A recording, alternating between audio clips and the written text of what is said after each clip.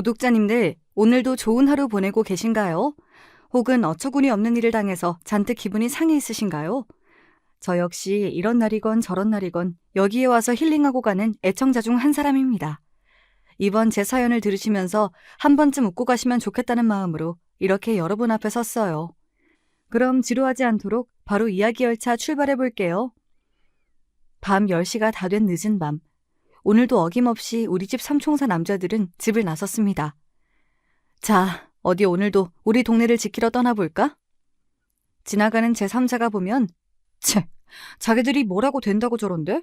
하고 비웃으실 수 있겠지만 세 분은 저에게 슈퍼맨보다 더 영웅과 같은 사람들인걸요. 소설 삼국지에서 복숭아나무 아래에서 세상을 구하겠다고 결의한 유비, 관우, 장비처럼 보였다면 어쩌면 제가 너무 억지를 부리는 것인지도 몰라요. 그렇지만 전 삼총사를 진심으로 좋아하고 응원하고 있습니다. 아, 맞다. 도대체 이 세 사람이 누구냐고요? 첫 번째 의인은 바로 제 아버지십니다. 우리 아버지는 젊은 시절 태권도 유단자로 동네에서 이름을 좀 날리셨다네요. 특히 자기 힘만 믿고 자랑하고 약자를 괴롭히는 남자를 혐오해서 상대가 몇 명이든지 아버지는 그들을 제지하고자 들이대셨다고 들었어요. 아버지의 3대1 무용담이라던가 엄마의 한숨 섞인 사고이라는 밤이 새도 모자랄 지경이죠. 지금 60대의 연세지만 골목길에서 교복 입고 담배 피는 중고생 무리를 아직도 지나치지 못하시니 말 다했죠.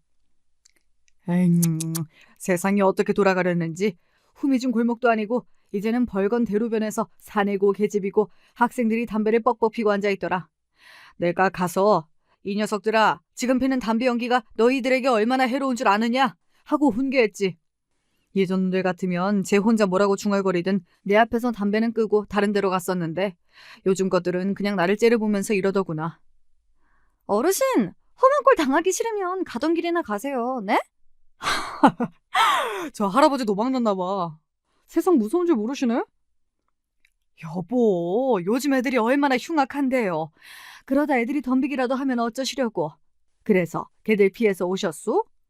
피하기는 날 무얼로 보고서. 놈들한테 등산 스틱을 들이대면서 내가 담배 계속 피울래, 이 할아버지 꼬챙이에 얼굴 찔려볼래 하니까 씨땡 어쩌고 욕지거리 하면서 다른 곳으로 가더구나. 요즘 그게 문제야. 막 나가는 어린애들한테 어른으로서 목소리 높이는 사람이 하나 없지. 그러니까 나라도 해야 해, 나라도. 아버지가 나이도 지긋하시고 몸도 예전 같지 않잖아요. 요즘 애들은 예전과 달라서 수틀리면 아무리 어른이고 해도 그냥 들이받는다고요. 제발 의협심 좀 접으시고 그런 일은 그냥 지나치세요. 그러다 잘못 드실까봐 정말 걱정이네요. 70이건 80이건 내 이 마음을 꺾으려면 저승사자라도 와야 할 거야. 하는 수 없다. 이렇게 생겨먹은 걸 어떻게 하냐? 다칠 때 다치더라도 내 뜻대로 하다 죽어야지. 안 그럼 나 화병 나서 더 일찍 세상 뜰 거야. 이렇게 대꾸하시고는 여전히 온 동네 학생들 금연금주를 위해 계도하고 다니십니다. 자식으로서 이런 아버지가 걱정되지만 지금 세상에 이런 어르신이 어디에 있나요? 남이야 어떻든 나한테 피해만 오지 마라 하고 가는 게 상책인 요즘 시류인걸요. 우리 아버지는 한결같이 사명감을 가지고 주변 학생들을 훈육할 뿐 아니라 어려운 처지의 학생들에게 도시락을 보내주고 학비를 돕는 등 선행을 지속하고 계세요. 저도 결혼 전까지는 아빠가 후원하는 보육원에 함께 가서 봉사활동을 하곤 했습니다. 이런가 하면 삼총사 중 두 번째는 바로 제 남편입니다. 우리 남편도 아버지 못지않은 의협심으로 똘똘 뭉친 사나이 중의 사나이입니다. 제가 우리 남편을 그의 정의심 때문에 만나게 되었는걸요. 27살 시절 출근길 지하철 영등포역 부근을 지나던 때였어요. 제 엉덩이 쪽에서 갑자기 아주 불쾌한 느낌을 받았습니다. 오전 8시 부근이면 한참 러시아워로 지하철에 사람들이 콩나물 시루처럼 빽빽하게 모여 뒤엉켜 있는 광경을 연출하죠. 어쩔 수 없는 일이라고 하지만 이렇게 불쾌하고 이상한 촉감은 예산 일이 아니었어요. 바로 치안이 저를 뒤에서 노리고 있던 것입니다. 여러분은 막상 이런 상황에 닥치면 소리 지르고 도와달라고 하실 수 있을 것 같으신가요?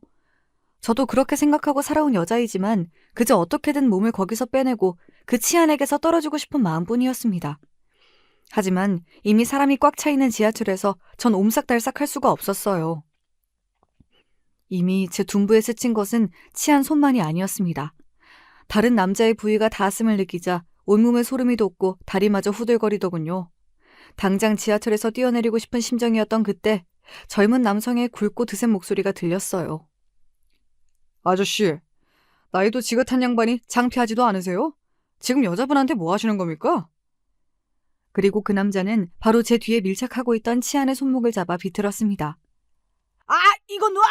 요새 젊은 것들은 그냥 노인한테 막 대드는군. 내가 뭘 어쨌다고 이러냐, 이 새끼야! 넌 네 부모한테도 그러냐? 그때 저는 아차 싶어서 정신을 가다듬고 그 치안 노인네에게 소리쳤어요. 당신이 아까부터 내 엉덩이 만졌잖아요. 내가 그 증인이고 피해자니까 엉뚱한 소리 말고 당장 내려요. 경찰서에 가자고요! 우리 부모님은 당신처럼 똥구멍으로 나이만 먹은 분들이 아니라서 말이죠. 오히려 당신 같은 사람 있으면 가만두지 말라고 가르치셨죠. 우리의 이야기를 들은 주변 승객들이 웅성대면서 그 치안에게 비난을 같이 퍼부었어요. 다음 역에 정차할 때 그 남자는 치안을 끌고 내렸고 빠져나가려고 버둥대는 그 노인네를 의경에게 자초지종을 설명하고 인계했습니다. 저는 의경들에게 제 연락처를 주면서 동조했어요. 그리고 절 구해준 그 남자에게 허리 굽혀 감사 인사를 드리고는 그 지하철역에서 나왔습니다. 그날의 기억은 정말 아찔했지만 뜻밖에도 미래 제 배필을 만나게 된 계기가 되었던 것이죠. 도와주었던 남자는 제 핸드폰 번호를 어떻게 알았는지 저에게 연락했지 뭐예요.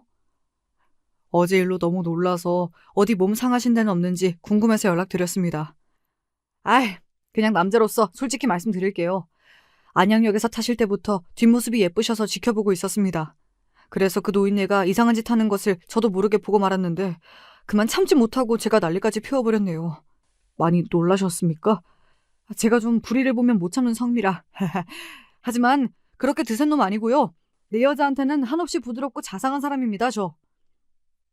그 남자의 솔직한 고백이 귀엽고 또 우리 아빠랑 닮은 것도 같아서 마음에 들었습니다.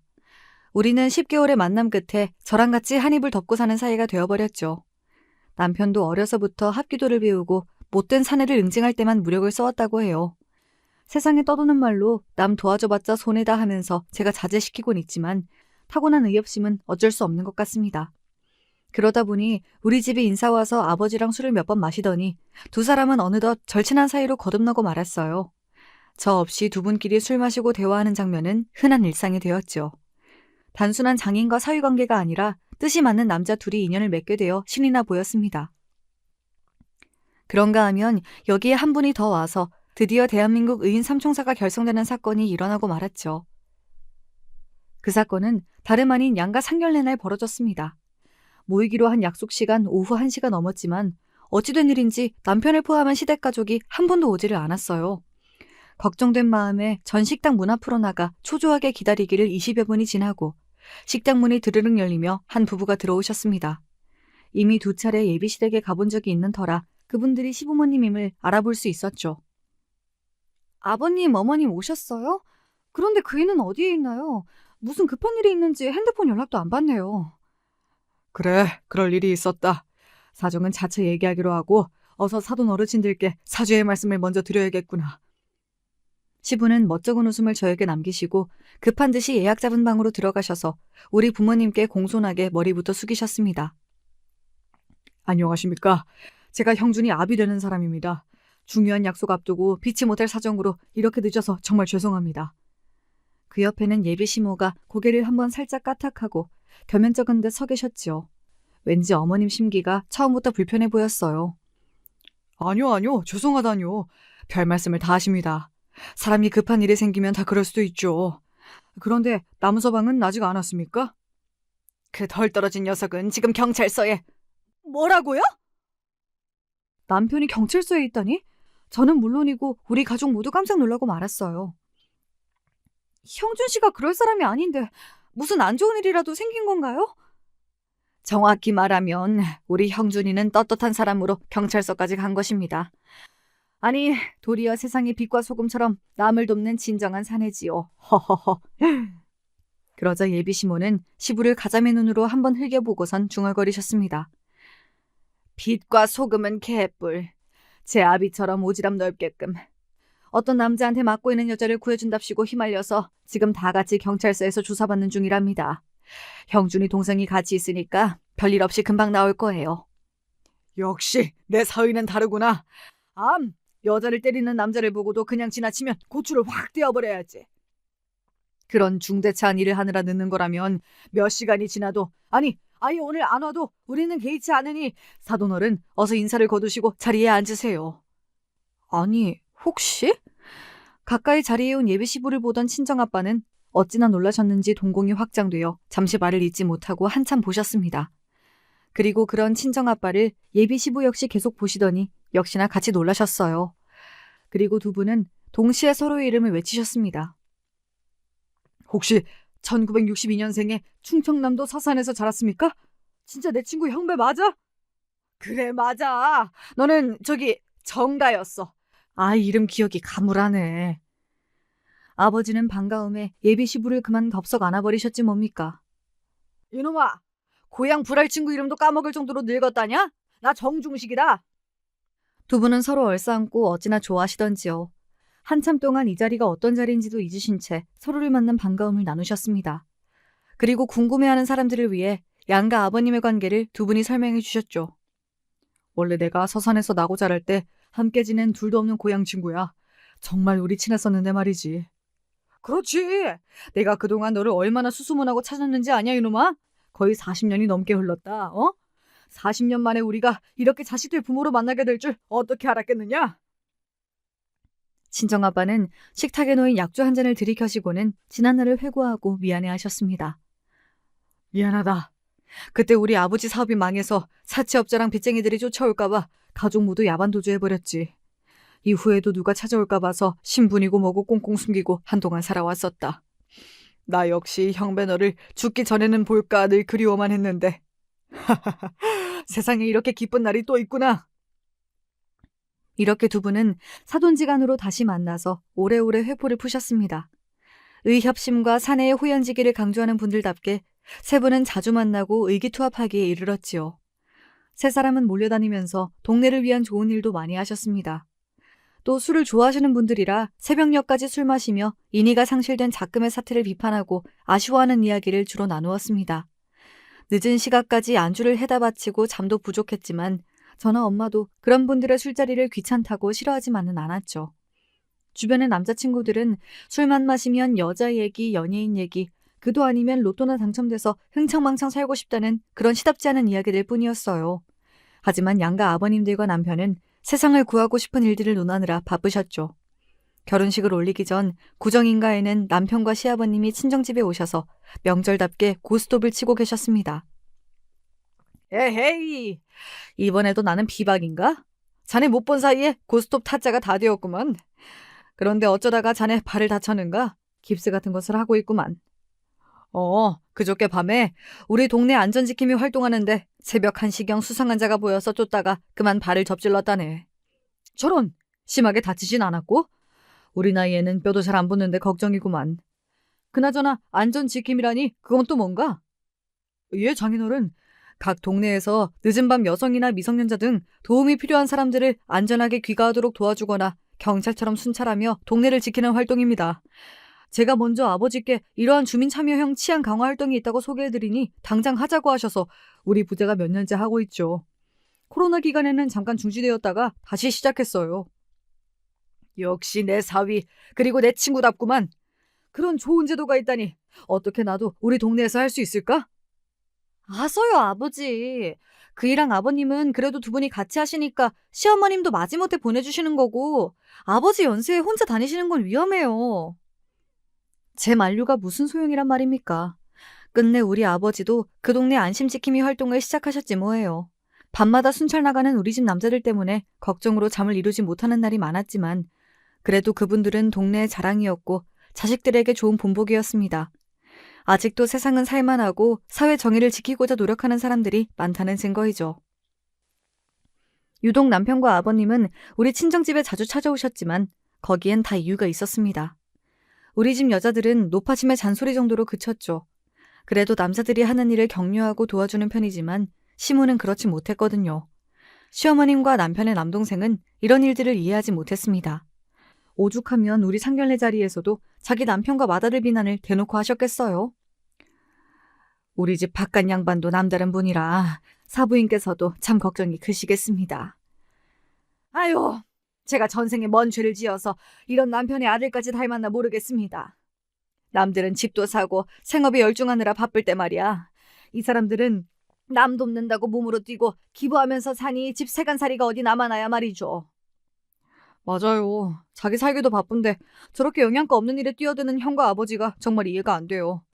형수님이랑 결혼하면 좀 정신 차리고 살까 했는데 사돈 어르신도 그렇고 다 분위기가 비슷하신 것 같네요. 우리 둘째 말이 다 맞지 맞아. 바깥 양반들끼리 저렇게 만나서 앞으로 얼마나 몰려다니고 쓰잘데기 없는 일들을 벌일지 아주 걱정이구나. 시모와 시동생 말도 틀린 말은 아니죠. 하지만 제가 좋아하는 사람들의 욕을 대놓고 하는 것을 듣자니 왠지 모르게 기분이 별로더라고요. 그리고 시모는 결혼 준비하면서 시시콜콜 제게 간섭하고 하느라도 더 얻어내려는 모습이셨습니다. 남편과 제가 알아서 전셋집을 마련하고 이에 보태주지도 않았으면서 글쎄 예단 목록에 시모 루이비통 가방에 백화점 상품권까지 요구하셨으니까요. 현실적이고 계산적인 시모는 저와 잘 맞지 않았고 저 시집살이까지 시키셨네요. 시댁에 있을 때 시모는 설거지며 방 걸레질까지 다 저보고 하라 하셨죠. 그럼 몰래 시아버지가 제 손에 든 걸레를 가져가셔서 시모 안 보이는 사이 방을 닦아주셨습니다. 며느리 사랑은 시아버지라고 아버님은 절 유달리 예뻐하셨어요. 우리 아가 덕에 내가 죽기 전에 보고 싶던 친구랑 만나게 되었지. 거기에 천방지축 다니던 아들놈까지 장가들게 해주었으니 네가 바로 복덩이구나. 그러면 그 말을 들은 시모는 또 그게 못마땅해서 한 소리 거들었습니다. 복덩이? 제가 아까 우리 집 비싼 냄비 태워 먹은 건 알고 하는 말이요? 여자애가 친정에서 뭘 배우고 온 건지 야물딱지게 하는 게 하나 없어. 어머님 죄송해요. 냄비에 물 끓이라고 하시고 바로 베란다 정리까지 시키셔서 그거 하는 사이에 그만 냄비물이 다 졸아버린 것 있죠? 제가 다음에 올 때 새 걸로 사올게요. 요즘 여자애들은 남자들하고 똑같이 배우고 사회일만 하다 결혼해서 집안일 해본 적이 뭐 얼마나 되겠소. 자네도 가시집 올 때 기억 안 나는가? 다림질 하다가 옷 태워 먹은 게 한 무더기라고 우리 엄마가. 당신! 내 앞에서 돌아가신 어머님 얘기하지 말아요! 자기가 얼마나 고되게 시집살이한 줄 아냐면서 시부에게 짜증을 부리는 시모. 그런데 지금 자신이 저에게 바로 그 시집살이를 똑같이 하고 있다는 것을 도통 모르시나 봐요. 새벽에 일어나 도매시장에서 생선 물건을 경매받으러 가서부터 밤늦도록 회센터 가게를 하는 남편은 참 성실한 사람이었어요. 저도 직장을 다니면서 맞벌이로 열심히 전세 대출을 갚느라고 정신없이 살다 보니 어느덧 딸 하나도 낳고 나이도 30대 중반으로 들어섰네요. 그러던 어느 날 친정엄마의 전화를 받고 우리 친정에 큰 시련이 닥쳐온 것을 알게 되었습니다. 아버지가 친구분의 빚보증을 서서 4억이 넘는 큰 돈을 대신 갚아야 하는 상황을 맞으신 거죠. 거기에다가 스트레스가 크셨던지 건강까지 잃으셔서 대장암 수술을 앞두고 계셨습니다. 원래 불행이란 이렇게 꼬리에 꼬리를 물고 찾아오는 법일까요? 늘 든든하게 우리 집의 가장이셨던 아버지가 하루아침에 무너지신 일은 저에게 충격이었습니다. 그놈이 나랑 30년 지기인데 보증 세워놓고 잠적이라니. 내 그럴 줄은 몰랐다. 역시 사람 속이 제일로 무섭구나. 그러게요. 그 친구분도 정말 사람이 아니네요. 아빠가 그렇게나 잘해주셨는데 사시던 집까지 내놓고 빚을 갚으시면 엄마랑 아빠는 어디로 가시려고요? 뭐 돈에 맞춰서 집이야 어디든 못 가겠나? 나야 어디서 자든 상관없지만 내 말년에 이렇게 큰 사고를 쳐서 너희 엄마한테 미안하기만 하구나. 친정집에 가서 자초지종을 듣고 나니 제가 어떻게 도와드릴 방법도 생각이 안 나고 참 답답하기만 했죠. 집에 돌아와 남편과 맥주 한잔하면서 친정집에 가서 들은 이야기며 제 속상한 마음을 남편에게 털어놓았습니다. 제 얘기를 다 들은 남편은 남은 맥주를 크게 들이키고선 저에게 대뜸 이랬죠. 돈 때문에 이 동네 떠나셔서 어디 멀리 가시긴 어딜 가시겠어. 우리 가게 근처에 내가 창고용으로 사둔 땅이 있어.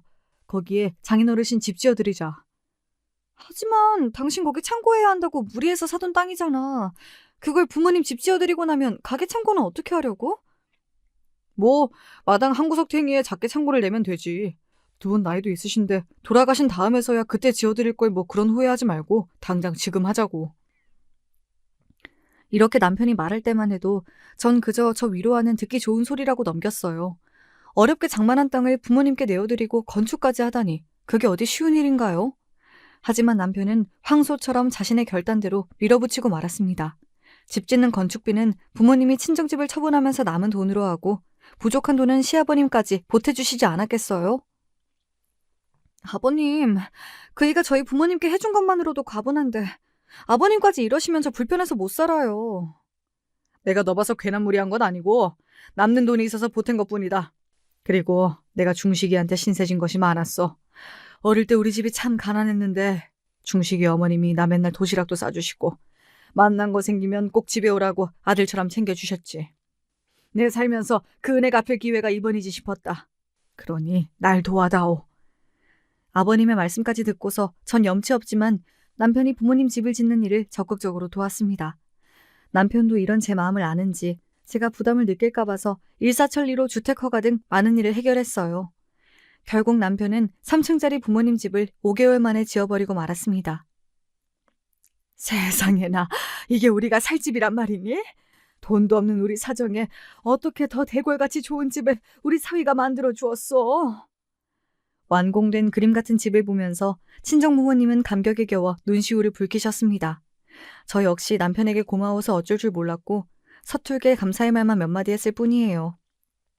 하지만 이에 남편은 대수로운 일이 아니라는 듯 말했습니다. 어려우실 때 형편이 되는 사위가 해드릴 수 있으면 하는 거죠. 괜한 마음 쓰지 마세요. 앞으로 아무 걱정 마시고 아버님 건강부터 회복하셔야 같이 안전 지킴이도 하고 약주도 하시죠. 제가 전생에 나라를 구했는가 봐요. 이렇게 마음씨 좋은 남편을 곁에 두고 살다니 말이죠. 앞으로 사는 동안 남편이 허튼 짓이나 실수 좀 한다 해도 혹은 그가 건강과 돈을 잃더라도 전 끝까지 남편 곁을 지킬 겁니다. 그게 제가 해야 할 도리이고 부부간의 의리니까요. 친정부모님은 1층에 거주하시고 2, 3층은 세입자를 들여서 그 월세를 남편에게 매달 보내셨습니다. 남편은 한사코 거절했지만 이조차 받지 않으면 친정집에 올 생각도 말라고 엄포를 놓으신 아버지 덕에 우리는 매달 월세 150만 원을 받게 되었네요. 하지만 친정의 가세가 기운 뒤로 시어머니는 저를 더욱 무시하고 미워하셨습니다.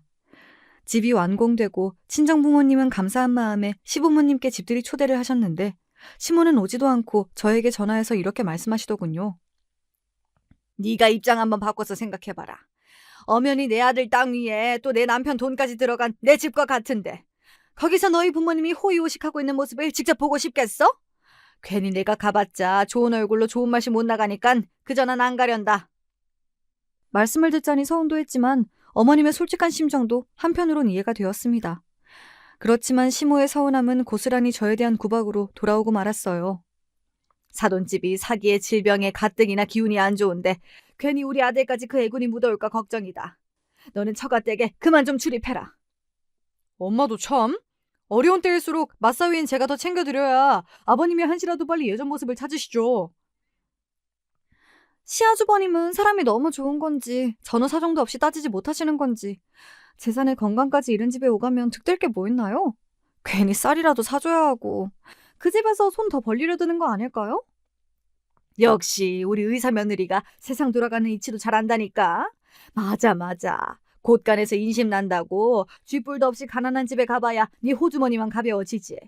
우리 집 돈으로 그 집 해준 것만 생각하면 지금도 내가 화딱지 난다. 사돈이 2층 월세는 너한테 꼬박꼬박 안 빼먹고 보내고 있는 게지? 당연하죠. 우리 장인어른 그런 거 확실히 하신다니까요. 엄마는 괜한 걱정을 다 하십니다 참. 시모처럼 세상 편하게 사는 게 장땡이라는 주위의 서방님은 어떤 묘수를 부렸는지 의사인 여자친구와 만나고 결혼까지 했습니다. 하지만 동사가 들어오고 나니 시모의 애정은 동사만을 향했고 저는 그저 천덕꾸러기 신세가 되었습니다. 하긴 이 속에 밝은 시모의 입장에서 불보듯 당연한 일이기도 해요. 저는 친정집 가세도 기울었고 직업도 평범한 회사원인데 동서는 남들이 모두 인정해주는 직업을 가졌으니까요. 거기에다가 계산이 빠르고 절대 손해 안 보는 성격이 시모와 동서는 잘 맞아 보였습니다.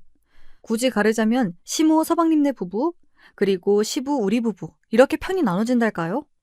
제가 하는 일은 의심부터 하고 뭐든 가르치려 드시는 시모는 동서가 하는 일에는 보는 눈빛부터 그렇게 따스할 수가 없었습니다. 저만 빼고 시모와 동서 둘이서 방에 들어가 속닥속닥 무슨 얘기가 그렇게 재미나는지 제가 끼고 싶어 들어가면 아무 소리 안 했다면서 두 사람은 입을 꼭 다물죠. 마치 제 흉이라도 보다가 들킨 사람들 같아서 고개 그렇게 얄미울 수가 없었어요. 그런 날이면 제 기분을 눈치채신 시아버지는 남몰래 절 도와주기도 하셨지요. 우리도 똑같이 너희 동서한테 해보자꾸나. 동서가 지나갈 때 아버님은 저에게 아이고 잘했다. 역시 네가 작은 애보다 낫지. 암 하면서 제 머리를 쓰다듬어 주셨죠.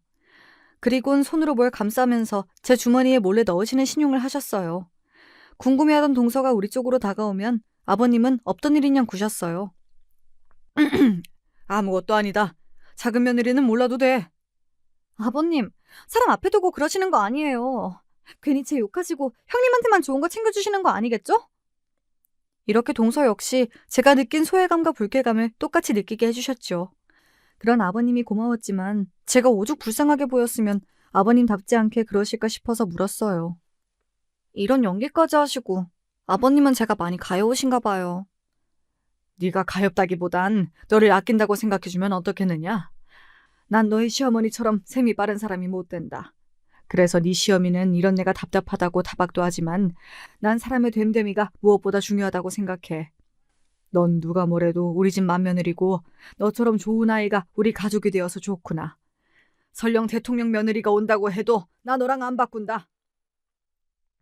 아버님의 말씀만으로도 너무 감사하고 위로가 되었습니다. 아무리 척박한 땅 위에도 작은 들꽃이 피어나듯이 단 한 사람의 내 편이 있다면 어떤 고난도 견딜 수 있다고 하지 않습니까? 괜한 고부 갈등에 동서까지 거들어서 심해진 시집살이 서름을 남편에게 차마 말 못했지만 시아버님이 저를 헤아려 주시니 버틸 힘을 얻을 수 있었죠. 그런데 어찌 보면 사람을 보는 아버님의 해안이 맞는지도 모릅니다. 너무 야가 빠져서인지 제가 생각지도 못할 행동을 서방님과 동서는 저질러버렸고 급기야 아버님을 화나시게 만들었죠. 시부가 갖고 계신 서산 땅이 좀 있는데 일대 태안 당진과 연계해서 개발된다는 소식이 솔솔 들려오던 때였습니다. 우리 부부는 그 땅은 아버님의 것이니 어쩌거나 관심도 없었지만 서방님네 부부는 달랐어요. 시아버님에게 그 시골 땅을 당장 처분하자면서 자주 설득하곤 했죠. 아버지, 지금이 기회예요. 과실수나 심으면서 땅 놀려두면 뭐합니까? 하루라도 빨리 처분해야 그걸로 다른 데 투자도 하고 돈이 더 불어나는 게 투자의 정석이죠. 아직 발 때가 아니야. 내가 그쪽 동네 사정 빠삭한 삼촌통에서 소식 듣고 있는데 아직 더 기다려야 해. 게다가 지금은 내 먼 고종사촌이 거기서 농사 짓고 있다. 갑자기 다른 주인이 나타나면 그 형은 생계가 끊기는 거 아니냐?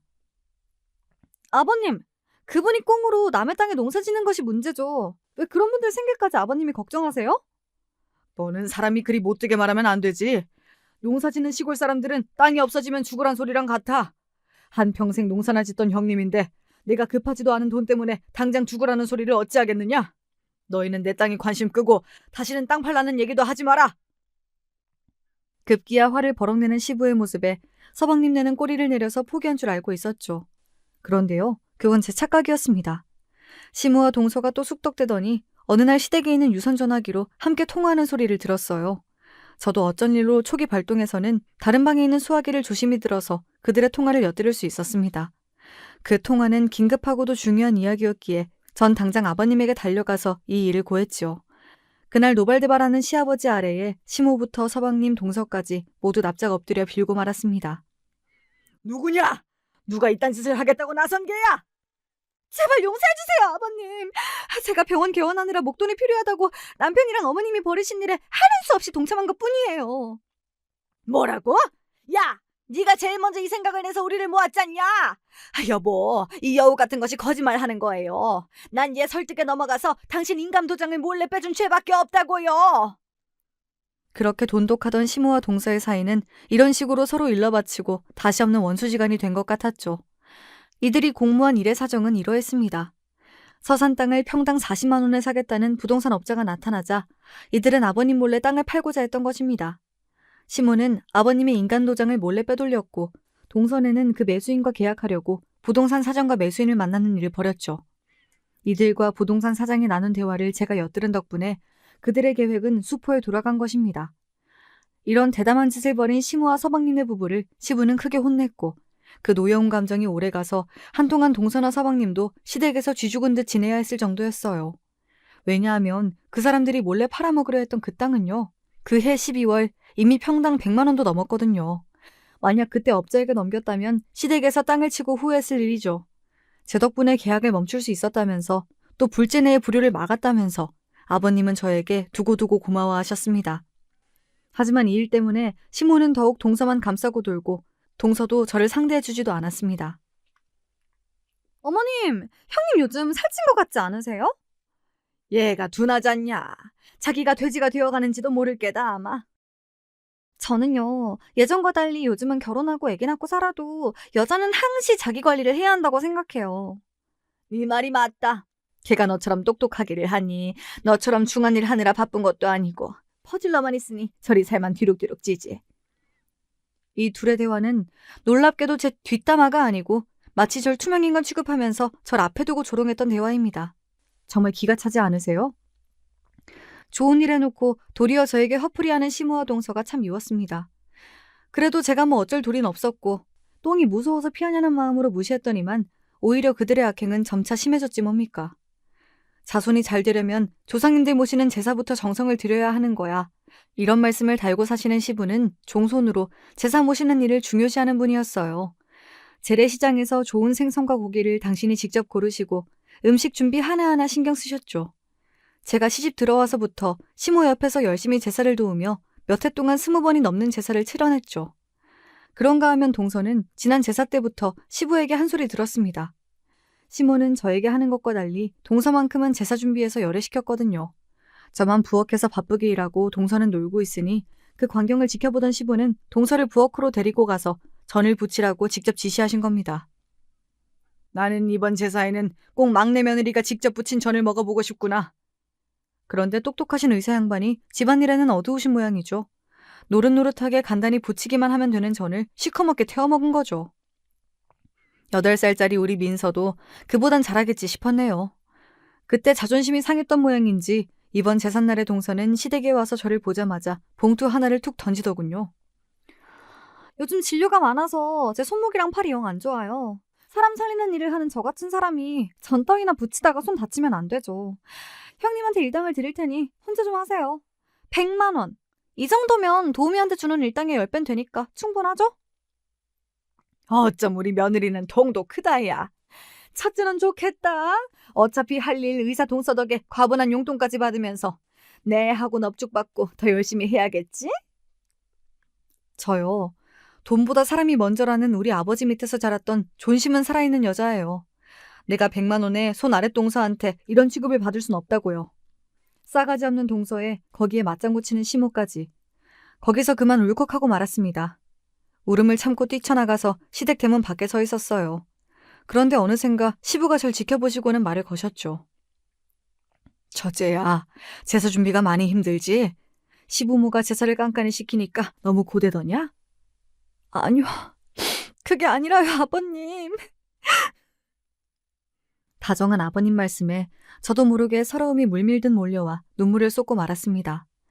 아버님은 묵묵히 제 어깨를 토닥이시면서 달래주셨어요. 동서에게 시모가 있다면 저에게는 아버님이 계시니 그나마 위안이 되었죠. 그래서 방금 부엌에서 겪은 일과 그간의 모든 당한 일들을 시부에게 일러 바쳤습니다. 제 이야기를 들으시며 혀를 끌끌 차시던 시부는 결연한 모습으로 말씀하셨죠. 아무래도 안 되겠구나. 내가 세상의 불의를 참지 않겠다며 밖에서 애쓰는 사람인데 정작 우리 가정이 이렇게 근본이 없어서야 쓰겠냐? 오늘부터 이 집안의 질서를 바로잡을 것이다. 이날부터 아버님은 큰 마음 먹고 대대적인 집안개혁을 강행하고 말았어요. 아버님은 모든 시댁 식구들 앞에서 이렇게 선언하셨습니다. 우리 동네 지킴이 하는 해병대까지 나온 내가 가정이 돌아가는 꼴을 그냥 둘 수가 없어. 우리 집 법도를 다시 세우겠다. 위아래 서열 분명히 지키고 누구에게나 공평한 집안을 만들 것이야. 만약 그 질서에 어긋난 자가 있다면 벌금도 물리고 경찰처럼 제재를 가할 것이니 그리 알거라. 동서가 나에게 형님 호칭을 제대로 안 붙이고 반존대할 때 시부는 갑자기 나타났어요. 삐빅 하는 호루라기 소리와 함께 외치셨죠. 서열 위반! 벌금 10만 원! 질서를 어긴 동서는 바로 지갑에서 벌금을 꺼내 시부에게 드려야 했죠. 또 시부는 앞으로 제사 준비는 본인이 직접 총괄하겠다고 나섰어요. 당신은 오래 고생해왔으니 두 며느리에게 맡기고 이제 쉬구랴. 제사는 우리가 알아서 할 테니 아예 부엌에 들어오지 마. 그러니 시모의 입은 귀에 걸릴 수밖에 없었죠. 이 얘기에 당황한 동서는 시모를 붙잡으며 어머님이 계셔주셔야죠. 아버님이랑 있으면 저한테 일 엄청 시키신단 말이에요. 그래, 내가 너희 시아버지에게 잘 얘기해두겠다. 너는 공부하느라 바쁜 애라 이런 일 잘 못한다고. 하지만 이 시애미는 나가라는데 어쩌겠느냐. 형님 의지하면서 둘이 잘 해보려무나. 이미 신이 난 시모는 이렇게 동서의 애원에도 불구하고 당장 외출해버렸습니다. 자기를 감싸줄 시모도 없고 자기 편도 없으니 동서는 시무룩해 있었어요. 하지만 시부는 해병대 교관처럼 동서와 저에게 해야 할 일을 각각 지시하셨고 원래 이런 일에 익숙했던 저는 일사불란하게 움직였습니다. 그렇지만 동서는 달랐죠. 시댁에 와서 제대로 일을 한 적도 없으니 뭘 제대로 하겠어요. 저는 프라이팬에 까맣게 눌러붙도록 놔두고 나물은 저 세상 갈 뻔하게 짜게 만들어버렸으니 시부의 호통은 마르질 않았습니다. 야야, 똑똑한 아이가 이렇게밖에 못하겠냐? 너희 형님이 하는 걸 잘 보고 따라하란 말이다. 아버님, 저도 잘해보려고 노력하고 있는데 꼭 그렇게 형님하고 비교하셔야겠어요? 비교라니? 내가 언제 첫째랑 너를 비교했다는 거냐? 그건 너희 시애미가 해온 짓거리지. 매번 너만 걸레질도 빼주고 부엌에도 안 부르지 않았냐? 시댁에 와서 하는 제사 준비가 이토록 신명났던 적은 없었습니다. 전 그간의 체중이 한꺼번에 내려가는 통쾌함을 느꼈죠. 하지만 동서도 만만치 않은 상대였습니다. 시부에게 당한다고만 생각했던지 다음 시댁 모임부터 발걸음을 하지 않더군요. 왜 안 하냐는 시모의 질문에 서방님은 난처해하며 다른 이유를 둘러댔지만 모두 알고 있었죠. 우리 남편만 빼고요. 그리고 시부는 솔직하게 그것을 드러내셨습니다. 늘상 제 시어머니 보호만 받고 형님은 무시하더니 내가 제사 준비 조금 시키니까 그 꼴을 못 당하겠던 모양이지 뭐. 그게 무슨 말씀이세요? 이놈아, 내 아들이지만 넌 어찌 그리 둔하냐? 우리 집 와서 네 아내만 맨날 부엌대기처럼 일하고 둘째 며느리는 의사라고 너희 엄마가 손에 물 한 방울 안 묻히게 했지. 시모는 그런 오해하지 말라며 부정했지만 시부는 말씀을 계속 이어가셨습니다. 어디 그뿐이냐? 둘째가 모든 집안일 다 하라며 식모 취급하며 첫째한테 돈 봉투까지 내밀었지 뭐냐. 그동안 본가에서 제가 이런 취급을 당하는 줄 몰랐던 남편은 놀라서 저를 보고 물었어요. 여보, 그동안 이런 일까지 당해놓고 도대체 왜 내게 이야기하지 않았던 거야? 신혼 초기에 남편이 제 편드는 말 한 번 했다고 어머님이 더 날 싫어하시고 당신도 엄청 혼내셨잖아. 그리고 당신도 나에겐 남편이지만 그보다 먼저 어머님 아들이야. 자기 엄마 욕하는 아내를 좋아할 남편이 세상에 어딨겠어. 당신은 우리 부모님한테 그렇게 잘해주는데 나도 못지않게 시부모님께 잘하고 싶었단 말이야. 서러움에 한 줄기 눈물이 흘러나왔고 남편은 그런 제 얼굴을 자기 품에 파묻었습니다. 바보야, 너무 착해서 탈이다 당신은. 아무리 그래도 그렇지 우린 부부야. 엄마가 어쩌시든 세수씨가 어쩌든 다 나한테 일러바치고 같이 욕이라도 해야 당신 속이 풀리지. 당신 혼자 참는다고 능사가 아니니까 이제 나랑 우리 아버지에게 맡겨봐. 알았지? 남편의 호언장담은 빈말이 아니었어요. 동서가 시댁에 자꾸 오지 않자 시부와 남편 그리고 우리 친정 아빠까지 동서의 병원에 쳐들어갔으니까요. 설마 하니 동서를 혼내주려고 삼총사가 뭉쳤냐고요? 아니요, 그 반대입니다. 위기에 빠진 동서를 구해주기 위해 저 삼총사가 나선 거예요. 그날 시댁에서 서방님은 동서가 시댁에 오지 않은 또 하나의 이유를 털어놓았죠. 뭐 아버님한테 삐져서 그런 것도 있지만요. 요즘 그 사람 병원 일로 골치 썩고 있답니다. 지난달 교통사고 당해서 온 환자가 있었는데 경미한 타박상 등을 자꾸 크게 부풀려서 진단서를 써달라며 고집 부리는 거예요. 보나마나 보험료 많이 타먹으려는 수작인 걸 알고 아내가 딱 잘라서 거절했는데 그 뒤로 한 번씩 병원에 와서 아내 욕을 하고 난동 부리고 있어요. 오늘도 여기 오는 길에 또 그 환자가 왔다며 병원 간호사들 호출받고 급히 병원에 간 거예요. 동서가 이런 난처한 일을 겪고 있다는 것을 알고 다음 그 환자가 방문한 날 삼총사가 출동했던 것이죠. 그리고 후일담을 남편에게서 듣게 되었어요. 우리가 딱 병원에 들어서니까 50줄 되는 남자가 막 우통을 까면서 행패를 부리더라. 아마 병원에 의사며 간호사며 다 여자들만 있으니까 쉽게 보고 그러는 거지. 우리 셋이 가서 자중하라고 호통치니까 처음엔 움츠러들더니 눈이 돌아서 아예 우리 보고 어쭈? 너희들끼리 뭉쳐서 날 어떻게 해볼 작정인데 그래 쳐라 쳐! 하면서 무작정 들이대는 거야. 열받은 우리 아버지가 때리려고 손을 올리는데 장인어른이 그 손을 맞고선 이러셨어. 아이고 아이고! 이 자식이 늙은 나를, 암까지 걸린 나를 패는구나. 죽겠다 야. 이렇게 장인어른이 헐리우드 액션으로 맞는 척을 하니까 그 환자가 당황하기 시작했지. 그래서 나도 막 그 사람 팔로 내 얼굴을 치도록 억지로 움직이면서 바닥에 나뒹굴었어. 나도 죽겠다고 엄살 부리면서 말이지. 어머나? 그게 무슨 영화 같은 일이야? 그래서 어떻게 됐는데? 어쩌기는 그 아저씨 혹여 우리가 경찰서에 데리고 가서 자기한테 합의금이라도 뜯어갈까봐 주랭랑을 치더라. 자기처럼 피해자인 척 쇼하는 걸 막상 당해보니 놀라 자빠지겠다는 모양이지. 아휴, 잘했다. 모두 진짜 현명하게 잘했어. 괜히 그 사람 때려눕혀서 세 분이 폭력 사건에 휘말릴까봐 나 너무 걱정했잖아. 아버님들이랑 나도 나이가 몇인데 우리 이제 주먹만 쓰고 힘자랑하는 철없는 시절 지났어. 아, 그리고 재수 씨한테서 곧 연락이 올 거야. 동서가 나한테? 왜? 그렇게 일을 해결해준 세 사람에게 동서는 무척이나 고마워했다고 합니다. 거기에 대고 남편은 동서에게 따끔히 한마디 했다는군요. 재수 씨, 그동안 우리 아내가 콩쥐처럼 엄마랑 재수 씨에게 구박받고 있었다면서요. 그래도 전 재수 씨가 밉다고 똑같이 하지 않았어요. 오히려 우리 아내 좀 잘 봐달라고 이렇게 애쓰고 도와드린 마음 잊지 않으셨으면 합니다. 저랑 삼총사 모두를 재수 씨 편으로 두고 싶다면 제 아내랑 사이좋게 지내주세요. 네? 만약 안 들어주시면 저희가 방금 저 남자보다 더 진상짓도 부릴 수 있습니다. 동서는 남편 앞에 미안하고 민망해서 어쩔 줄 몰라 하며 저에게 사과의 문자까지 보냈죠. 오늘 형님 친정아버님과 시아주버님이 병원에 오셔서 절 크게 도와주셨어요. 그동안 제가 형님을 서운하게 해드린 것이 있다면 용서해 주세요. 앞으로 우리 잘 지내봐요, 형님. 그리고 정말로 동서는 그 뒤로 저에게 행동을 한층 조심하더군요. 저 역시 속이 넓은 형님답게 과거의 일은 잊고 앞으로 잘해보자면서 좋게 대해주었습니다. 한편 이제 저도 좀 약삭 빠르고 여우같이 시모를 대하기로 했습니다. 늘 가족들이 모이면 음식 장만하느라 바쁘신 어머님을 위해 이렇게 말했어요. 어머님, 혼자 너무 힘드셔서 안 되겠어요. 다음번 가족 모임은 저희 집에서 해요. 제가 솜씨는 없지만 최선을 다해서 직접 준비해볼게요. 그리고 다음 명절은 동선회에서 하자. 정 바쁘면 식당에서 외식해도 좋고. 그러자 어머님은 어이구 이제야 우리 맏며느리 효도를 좀 받는구나 하고 빈정대셨지만 사실 속으로는 고마워하시는 것 같았습니다. 시댁에 들를 때면 어머님 쓰실 로션이라도 하나 선물로 갖다 드리고 하니 점자 시어머니도 저에게 마음을 열어주시더라고요. 어머님, 저 그동안 어머님이 절 예뻐해 주셨으면 하고 엄청 바랬어요. 진짜로 어머님께서 동서만 자식으로 생각하시는 거 아니죠? 제가 더 잘해볼게요. 그러니 저도 좀 예뻐해 주세요.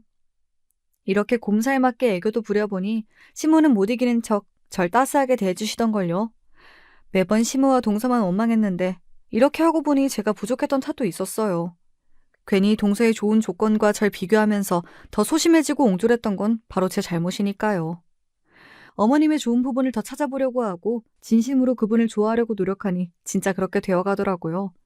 또 동서에게 이겨먹으려 들지 않고 잘한다, 예쁘다 칭찬을 아끼지 않으니까 동서도 절 형님으로 대우해주고요.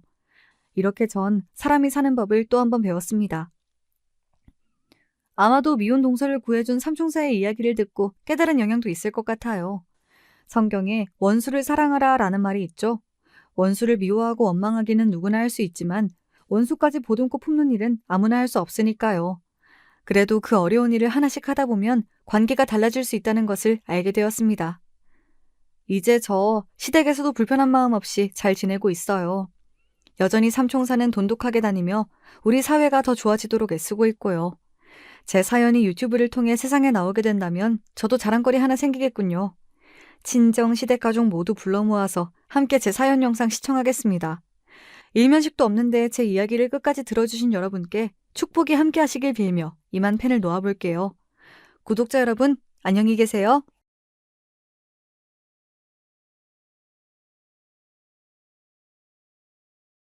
안녕하십니까. 저는 서울에 거주하며 평범하게 나이를 먹어가고 있는 남자입니다. 사람 나이가 40 정도가 되면 더 이상 세상의 유혹에 흔들리지 않게 된다 하여서 마흔을 불혹이라고 칭한다고 하잖아요. 여러분도 살아보니까 정말 그러시던가요? 저는 개인적으로 살면 살수록 느끼는 건데 나이는 그저 숫자에 불과한 듯 싶습니다.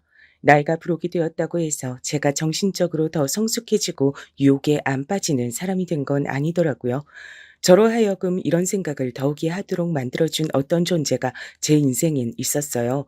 나이를 대체 어디로 먹은 건지 심히 의심스러웠던 존재의 얘기를 꺼내볼까 합니다. 저는 고향이 서울이긴 하지만 아주 어렸을 적에 충청도로 온 가족이 이사를 갔습니다. 너무 어릴 적이라 사실 서울에서 나고 자랐던 옛날의 기억은 남아있지도 않네요.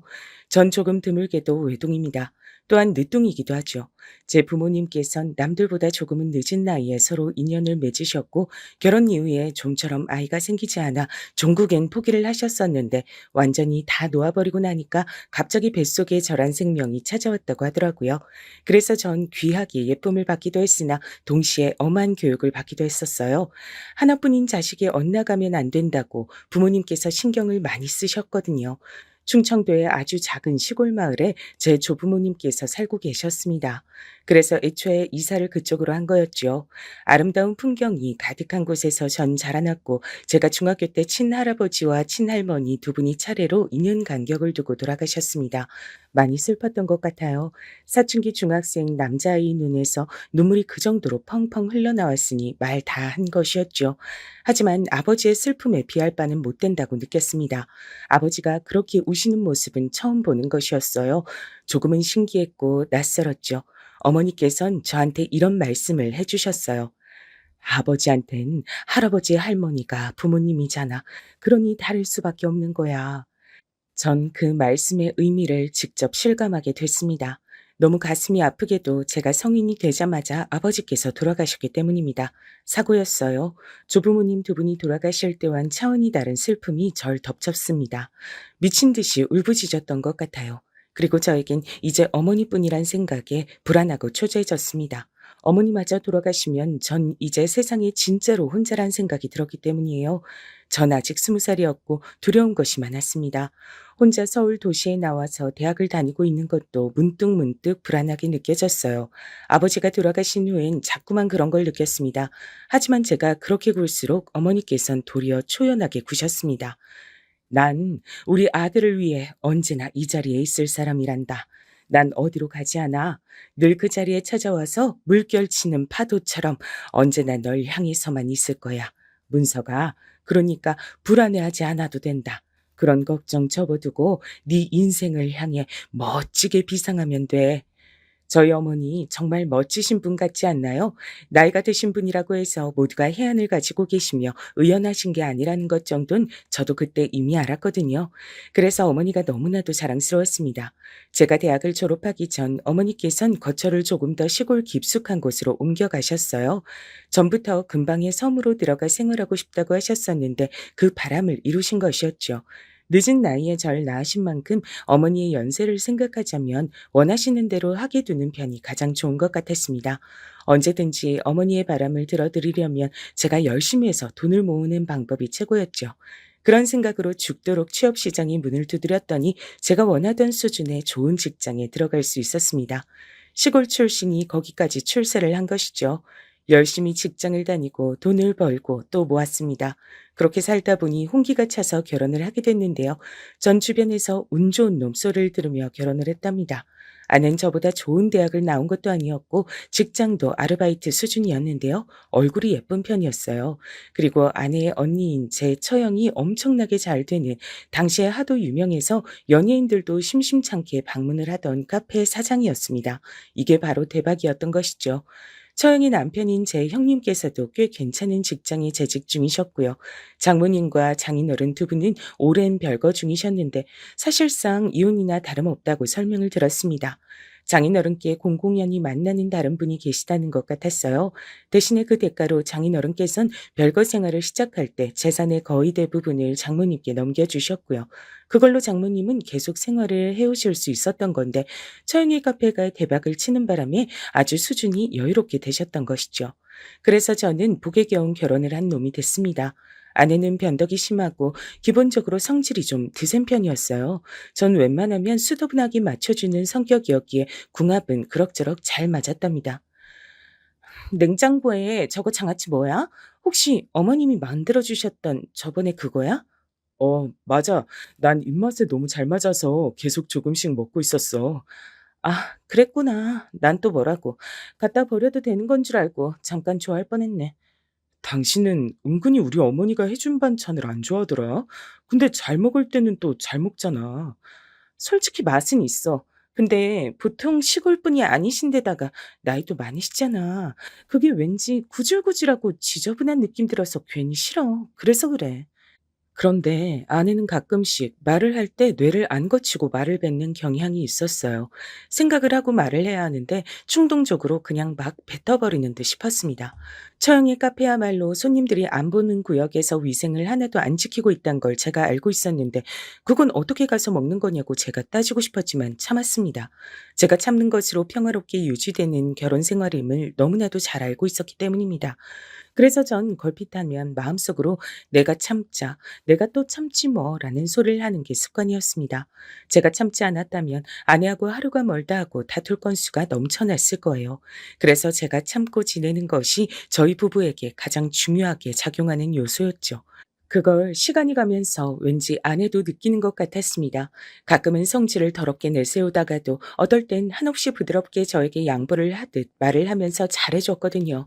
그런 식으로 본인도 저를 위해 뭔가 희생을 하며 배려를 한다는 식으로 굴었습니다. 그게 빤히 보여서 어이없기도 했지만 이런 식으로 맞춰가는 게 부부 생활의 미덕이겠거니 싶었네요. 하지만 이런 아슬아슬한 외줄타기 같은 부부 생활의 민낯이 제대로 드러나고야 말았던 겁니다. 미천이 확 드러나고야 말았던 그날의 사건이 대단한 파국을 몰고 왔죠. 그날은 제 회사 동료의 결혼식 날이었습니다. 근데 위치가 3시간 거리의 지방이었어요. 회사 사람들끼리 몇 모여서 함께 결혼식장으로 가기로 되어 있었고요. 당연히 아내는 두고 저 혼자 갔었죠. 주말인데 당신은 혹시 따로 일정이 있어? 아니, 나는 요새 컨디션이 안 좋아서 그냥 좀 쉴까 싶어. 아무래도 감기가 오려나 봐. 그래. 감기가 올 것 같으면 미리 병원에 갔다 오는 건 어때? 약이라도 처방받아서 먹어봐. 아, 됐어. 주말이라 이른 오전부터 병원 시끄럽게 우는 애기들이 바글바글 거릴 거 생각하면 머리만 더 아파져. 1시간 기다리고 1분 상담 받고 나오느니 안 가는 게 낫지. 당신은 내가 혹시라도 당신한테 감기 옮길까 봐 그러는 거지? 아니라고는 못하겠다. 당신이 워낙 전적이 여러 번이잖아. 내가 꼭 그렇게 미리 말을 하는데도 감기 걸려서 나한테 옮기고 나서야 낫더라. 나 계속 회사 일 바쁠 예정이야. 감기 걸림 끝장이니까 이번에도 나한테 옮길 작정이라면 정중히 사양할게. 당신 오늘따라 되게 얌체 같다. 얄미워. 난 아프면 이번엔 우리 엄마한테 나 간호해달라고 할 거야. 당신한테 안 징징거릴 테니까 쓸데없는 걱정 안 해도 돼. 언니네 카페 일손 도와줘. 조카들 돌봐줘. 아주 우리 엄마가 그쪽에만 신경 쓰느라 정신 없으시니까 나도 오래간만에 우리 엄마 관심 온전히 받으면 좋지. 나도 우리 엄마 딸인데. 하여간 언니한테만 너무 집중돼 있어. 아내의 주절거리는 소리를 들으며 전 결혼식장에 참석할 만반의 준비를 마쳤었습니다. 그때까지만 해도 설마 그 당일에 어떤 일이 벌어질지 상상도 못한 채였죠. 전 주말이라고 게으름도 피우지 못한 채 이른 아침부터 눈을 떴고요. 회사 사람들과 한 군데서 모인 뒤 차 한 대에 함께 타서 지방의 결혼식장으로 향했습니다. 원체 회사에서 바쁜 이모저모가 있던 시기였기 때문에 계속 그런 대화를 나누느라 정신이 없었어요. 휴대폰을 볼 새도 딱히 없었습니다. 결혼식장에 거의 도착할 때가 되어서야 휴대폰을 확인했더니 부재중 전화가 와 있었는데 놀랍게도 발신인은 저희 어머니셨습니다. 어라? 어머니가 왜 전화를 하셨었지? 평소에 전화를 주시는 시간대가 아닌데. 주말에 자식 부부가 뭐하고 노는지 궁금해서 한번 전화해 보셨나 보죠. 일단 서둘러서 안으로 들어갑시다. 저희 주차 때문에 시간 너무 잡아먹어서 지금 살짝 늦었어요. 제 혼잣말을 들은 동료가 옆에서 외쳤고 저는 그래서 별로 대수롭지 않게 생각을 해버렸어요. 일단은 온 매무새를 가다듬고 결혼식장 안으로 향하는 것에 집중을 해버린 겁니다. 제가 두고두고 후회할 일이 됐죠. 결혼식의 주인공에게 얼굴 도장을 찍고 자리를 찾아 앉고 나서야 얼른 어머니에게 문자를 남겼습니다. 회사 사람이 결혼식에 와 있다고 알려드린 뒤 식사는 하셨냐고 여쭤놨어요. 그러고 나서 결혼식을 보느라 잊고 있다가 잠시 후 휴대폰을 확인했는데 어머니로부터 답장이 없었습니다. 대체로 짧게 응, 우리 아들 이런 식으로 답장을 꼭 보내시는 분인데 왠지 평소답지 않다는 생각이 들었어요. 여기까지 왔는데 지역에서 가장 유명한 맛집을 함께 가보자는 의견이 들려왔고 어차피 차 한 대를 같이 타고 왔던 차라 제가 거절할 방도는 없었습니다. 이것도 회사 일의 연장선이라고 할 수 있었으니 까라면 까야 하는 법이었죠. 다른 곳으로 이동을 하면서 자꾸만 저는 속에 찝찝한 기분이 들었어요. 말로는 설명이 불가능한데 묘하게 제 신경을 뭔가가 건드리는 느낌이었습니다. 그래서 장소에 도착하자마자 살짝 옆으로 빠져서 어머니에게 전화를 걸었죠. 뭘 하시느라 휴대폰도 확인 안 하고 계신 건지 직접 여쭤보고 싶었습니다. 그러나 어머니의 휴대폰은 꺼져 있었어요. 전원이 꺼져 있다는 안내 음성이 들려온 순간 왠지 심장이 철렁 내려앉는 것만 같았습니다. 저는 아내에게 문자를 남겼습니다. 여보, 어머니가 나한테 전화하셨었는데 내가 못 받았어. 지금 전화해보니까 휴대폰이 꺼져 있다고 하네. 혹시 어머니가 당신한테도 연락을 하셨을까? 몇 분이 지나자 아내에게서 답장이 왔는데 아니 연락 없으셨는데 였습니다. 그래서 저는 오히려 별일 아니라고 생각을 하려고 했죠. 어쩌다 보니 휴대폰이 꺼져버렸다고 밖엔 설명이 안 됐습니다. 휴대폰의 성능이 안 좋아진 걸 수도 있었어요. 그런 생각을 하면서도 제 표정이 어둡자 회사 사람들이 무슨 일 때문에 그러냐고 물어봤습니다. 저는 이유는 모르겠으나 괜히 어머니 때문에 걱정이 된다 그랬죠. 멀리 시골 사시고 나이 많으시고 혼자 사시고 이러면 괜히 아무 일 없어도 문득문득 걱정되고 그러더라. 다들 똑같아. 근데 대부분은 별일 없는 경우니까 휴대폰 하나 가지고 드물게 꺼져 있다 해서 너무 그렇게 신경 쓸 필요 없어. 이따가 어련히 연락 먼저 주시겠지. 그렇겠죠. 제가 늦둥이라서 어머니 연세가 많으시다 보니까 쉽게 별별 생각이 다 드네요. 어머니가 건강하게 오래오래만 사셨으면 좋겠어요. 저도 이제 다 큰 어른이 돼서 사회생활 중인데도 어머니만 생각하면 아직 애 같네요. 어머니 돌아가시면 허전하고 슬퍼서 전 안 될 것 같아요. 제가 머쓱하게 답을 하면서 속내를 밝히자 다들 저를 향해 보기와는 다르게 효자났다고 하면서 반쯤은 놀려댔어요. 그런 분위기에 취해서 전 걱정이 갑자기 찾아들었던 것처럼 갑자기 모든 걱정을 내려놓고 즐거운 시간을 보냈습니다. 그것이 불효인 줄도 모르고 잘도 그렇게 여유로운 시간을 실컷 보내버렸어요. 서울에 도착한 뒤 대략 30분 정도면 집에 도착할 것 같다고 아내에게 문자를 전송했습니다. 그러고 나서 회사 동료들과 헤어진 뒤 제 차에 올라타던 바로 그때였어요.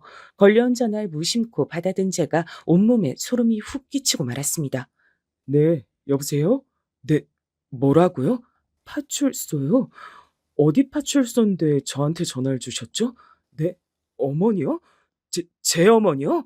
지금 거기 정말 제 어머니가 와 계시단 겁니까? 아니, 대체 이게 갑자기 무슨 일인지. 네, 일단 알겠습니다. 제가 바로 그쪽으로 갈게요. 저희 어머니 잘 좀 부탁드리겠습니다.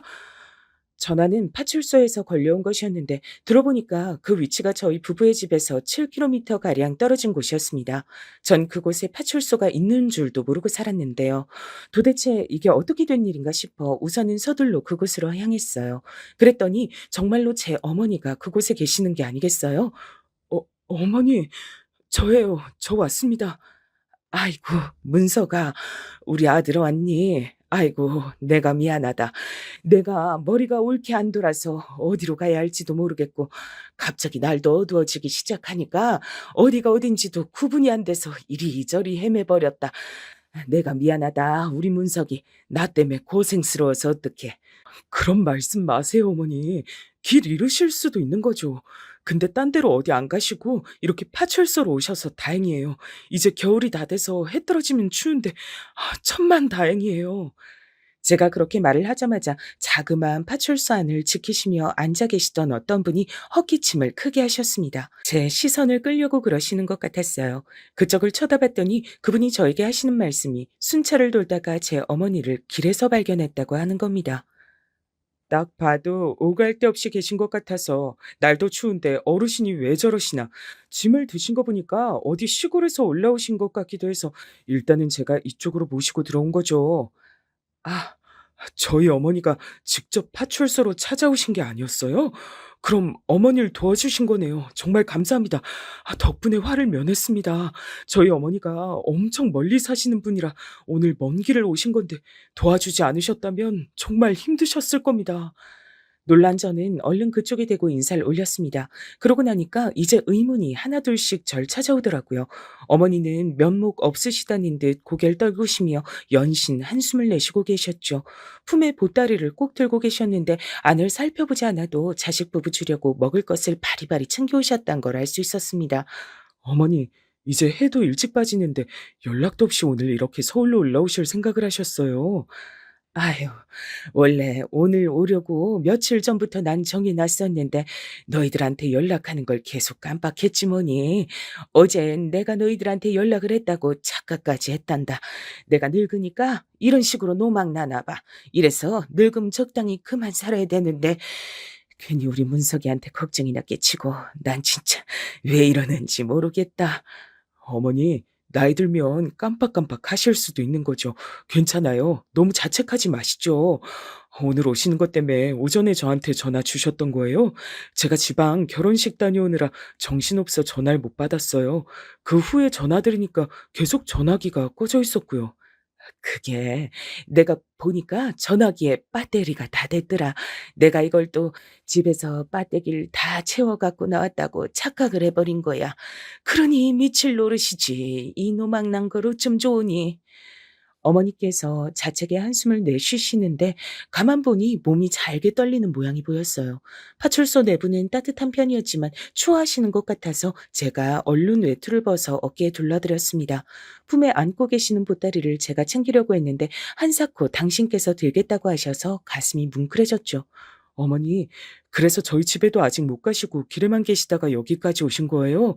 아, 그럼 길에서 시간을 너무 많이 보내신 것 같은데 얼른 저랑 같이 저희 집에 가요. 가서 따뜻한 보리차 한 잔 드릴게요. 과일도 있으니까 그거 드시면 기운 좀 나실 거예요. 얼른 가요, 어머니.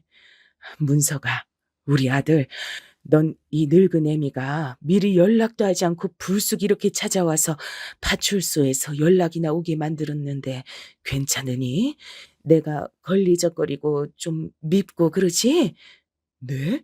어머니, 무슨 말씀을 그렇게 하세요? 절대 그럴 리가 없잖아요. 와주신 것만으로도 너무 감사하고 좋은데 오시는 길이 너무 고생스러우니까 그게 마음이 아플 뿐이에요. 어머니, 그런 소리 이제 하지 마시고 저랑 얼른 저희 집에나 가십시다. 얼른요. 전 어머니께서 왜 유달리 감정적으로 구시나 싶었습니다. 컨디션이 안 좋아서 그러신 것으로 생각을 해서 어머니를 얼른 저희 집으로 모시려고 하던 바로 그때였어요. 나는 안 가련다. 난 거기로 안 가련다. 어머니, 저희 집 오시려고 서울까지 올라오신 거잖아요. 근데 갑자기 왜 안 간다고 하세요? 혹시 왜 그러시는지 제가 여쭤봐도 돼요? 집에는 어멈이 있잖아. 네? 아마 그렇겠죠. 당연히 집에 있을 거예요.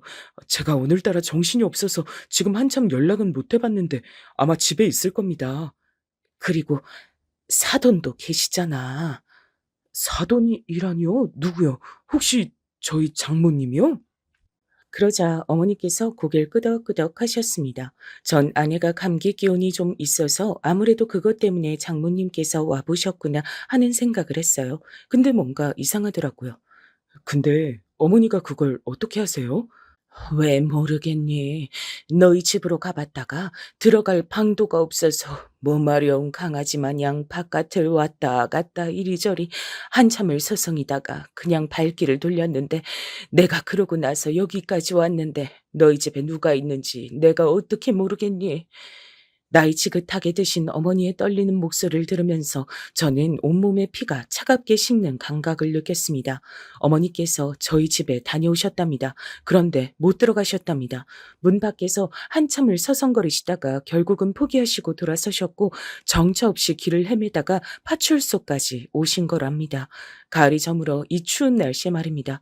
당장이라도 분노에 손이 떨릴 것 같아 전 애써 그걸 감추고 평정을 가장하며 말씀을 드렸습니다.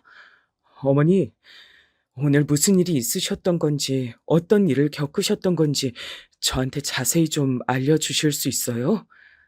내가 말해봤자 뭘 하겠니? 우리 아들 기분만 상하지. 괜히 며느리하고 싸우기나 만들지. 그냥 내가 늙은 주둥아리로만 꼭 닫으면 되는 일인데, 아휴, 내가 또 주책을 부려서 이런저런 얘기를 또 다 늘어놓을 셈이 됐구나. 내 탓이야. 전부 내가 잘못한 거야. 제발요. 어머니, 그러지 마시고 차분히 얘기 좀 해주세요. 전 꼭 들어야겠습니다. 제 아내의 남편이고 제 장모님의 사위이기 전에 어머니 아들이에요. 그게 제일 먼저고요. 제일 우선이에요. 그러니까 어머니가 저한테 얘기를 솔직하게 다 해주셔야 돼요. 저는 입술에 힘을 주고 계신 어머니께 간청을 드렸습니다. 간절하게 두어 번 더 채근을 들이자 어머니의 입술이 어렵사리 열렸어요. 그리고 저는 어머니께서 겪으신 일을 자세히 들을 수 있었는데 모든 상황을 정리하면 이렇습니다. 제가 결혼식장을 떠난 이후 아내는 처형의 가게로 향했습니다. 그곳에서 장모님과 만났고요. 감기 기운이 있는 것 같다는 아내의 말에 장모님께선 함께 집으로 가서 죽을 끓여주겠다고 하셨습니다. 제가 결혼식 참석으로 지방을 다녀온다고 이미 들으셨 받으신 뒤였다고 하네요. 그렇게 장모님과 아내가 저희 집으로 왔고 두 사람이 시간을 보내고 있을 때 현관 벨이 울렸습니다. 바로 저희 어머니께서 도착을 하신 것이었죠. 어머니께서는 휴대폰의 배터리가 다 나간 상태였습니다. 그런 상황에서 늘 품에 지니고 다니시는 수첩에 저희 집 주소 같은 걸 다 적어 놓으셨기 때문에 택시 기사님의 도움을 받아 길을 찾아 집으로 오셨던 거예요. 아침이 뭔가요? 새벽이라고 할 수 있는 그 이른 시간부터 그 먼 곳에서 출발을 해서 오신 어머니께선 이제 드디어 도착을 해서 몸을 녹이실 생각밖에 없었다고 합니다. 어머님? 연락도 없이 갑자기 무슨 일이에요? 어머니냐? 아이고, 그러게 내가 무슨 일일까? 갑자기 너희가 너무 보고 싶었나 보다. 먹을 것도 좀 전해주고 그러고 싶어서 내가 연락도 미리 없이 와버렸구나. 미안하다. 어머니께선 스스로 연락을 저희에게 미리 주셨다고 착각을 하신 게 민망하셔서 그냥 그런 식으로 둘러대셨다고 합니다. 곧 현관문이 열릴 거라고 생각하며 품 안에 든 보따리를 고쳐 잡으신 어머니의 귀에 들려온 소린 믿을 수 없는 내용이었다고 합니다.